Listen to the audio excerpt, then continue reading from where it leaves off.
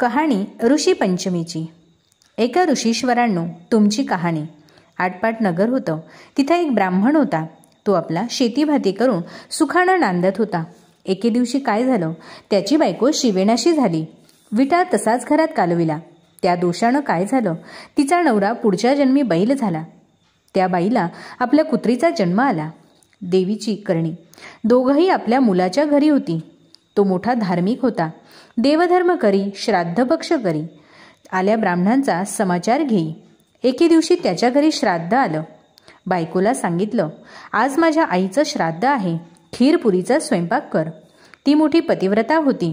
तिनं 4 भाज्या केल्या, 4 कोशिंबिरी केल्या, खीरपुरीचा स्वयंपाक केला।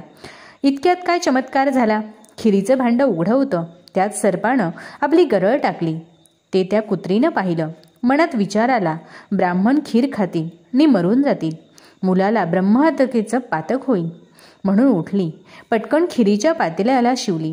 ब्राह्मणाच्या बायकोला राग आला। तिनं जळतं कोलीत घेतलं नि कुत्रीच्या कमरेत घातलं। तो स्वयंपाक टाकून दिला, पुन्हा स्वयंपाक केला। ब्राह्मणांना जीव घातलं, कुत्रीला उष्टमाष्ट देखील घातलं नाही। सारा दिवस उपवास पडला। रात्र झाली तेव्हा ती आपल्या नवऱ्याजवळ म्हणजे त्या बैलाजवळ गेली आणि आक्रोश करून रडू लागली। बैलानं तिला कारण विचारलं। तशी म्हणाली, मी उपाशी आहे, आज मला अन्न नाही, पाणी नाही। खिरीच्या पातेल्यात सर्पानं गरळ टाकली, ती माझ्या दृष्टीस पडली। ब्राह्मण मरतील म्हणून मी पातेल्याला शिवले। माझ्या सुनेला राग आला, तिनं जळकं कोलीत घेऊन माझी कंबर मोडली। माझं सारांग दुखत आहे, ह्याला मी काय करू? बैलानं तिला उत्तर दिलं, तू आदल्या जन्मी विटाळशीचा विटाळ घरात कालवलास, त्याचा संपर्क मला झाला, त्या दोषानं मी बैल झालो। आज माझ्या मुलानं मला नांगरायला धरलं, तोंड बांधून मला मारलं, मी देखील आज उपवाशीच आहे। त्याचं श्राद्ध फुकट गेलं। हे भाषण मुलानं ऐकलं, लागलीच उठून बाहेर आला। बैलाला चारा घातला, कुत्रीला अन्न घातलं, दोघांना चांगलं पाणी प्यायला दिलं। मनात फार दुःखी झाला। दुसरे दिवशी सकाळी उठला, घोर अरण्यात गेला। तिथं ऋषींचा मेळा पाहिला, त्यांना साष्टांग नमस्कार घातला। ऋषींनी त्याला प्रश्न केला, तू असं चिंताक्रांत का आहेस? मुलानं सांगितलं, माझ्या बापाला बैलाचा जन्म आला आहे आणि आईला कुत्रीचा जन्म आला आहे, त्यांना मोक्ष कसा मिळेल ह्या चिंतेत मी पडलो आहे, कृपा करून मला सांगा। तेव्हा त्याला ऋषींनी सांगितलं, तू ऋषी पंचमीचं व्रत कर। हे व्रत कसं करावं? भाद्रपदाचा महिना येतो, चांदण्या पक्षातली पंचमी येते। त्या दिवशी काय करावं?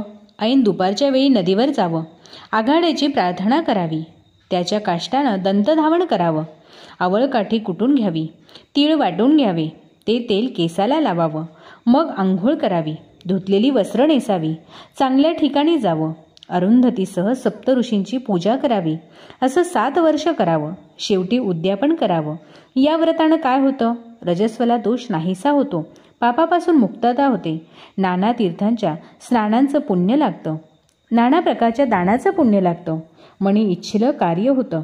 मुलानं ते व्रत केलं, त्याचं पुण्य आईबापाला दिलं, त्या पुण्यानं काय झालं? रजोदोष नाहीसा झाला। आकाशातून विमान उतरलं, बैल होता तो सुंदर पुरुष झाला, पुत्री होती ती सुंदर स्त्री झाली। दोघं विमानात बसून स्वर्गास गेली। मुलाचा हेतू पूर्ण झाला, तसा तुमचा आमचा हो। ही 60 उत्तराची कहाणी 5 उत्तरी सफळ संपूर्ण।